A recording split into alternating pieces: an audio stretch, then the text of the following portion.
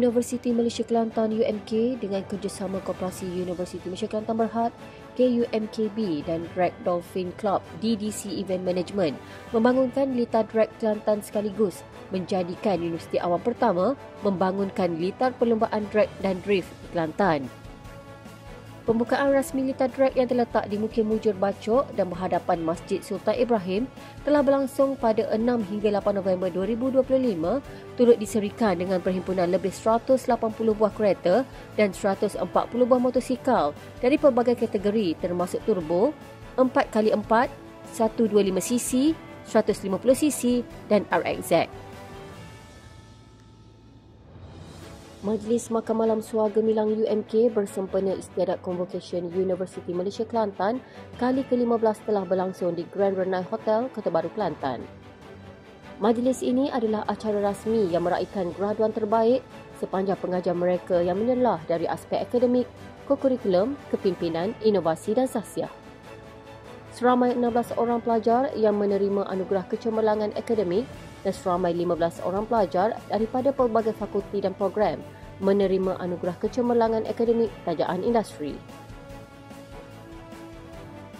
Tengku Mahkota Kelantan merangkap Pro-Chancellor Universiti Malaysia Kelantan UMK Yang Teramat Mulia Tengku Muhammad Fakhri Petra Ibni Almarhum Sultan Ismail Petra berkenan menyempurnakan Istiadat Convocation UMK kali ke-15 bertempat di Dewan Tuanku Chancellor DTC UMK Bacok, Kelantan.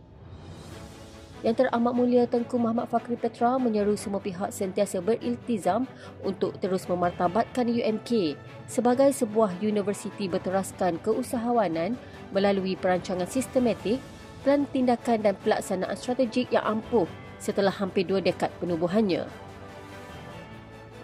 Seramai 167 orang graduan ijazah sarjana muda dengan kepujian kelas pertama telah ditawarkan mengikuti pengajian di peringkat ijazah Dr. Falsafah PhD secara fast track di Universiti Malaysia Kelantan.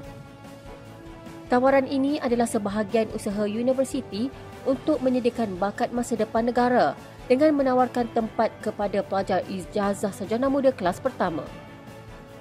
Pihak UMK telah mengeluarkan surat tawaran kemasukan ke program Dr. Falsafah secara fast track semester September sesi 2025-2026 kepada graduan tersebut. Pelaksanaan program pembangunan siswa sulung 2.0 mencerminkan kesungguhan Kementerian Pendidikan Tinggi KPT untuk terus membantu meringankan beban kosara hidup mahasiswa ketika menempuh kehidupan di universiti seperti yang diaspirasikan oleh Menteri Pendidikan Tinggi Yang Berhormat Datuk Seri Diraja Dr. Zamri bin Abdul Kadir. Program sulung banyak memberi manfaat dan meringankan beban kewangan pelajar dan memudahkan untuk fokus belajar.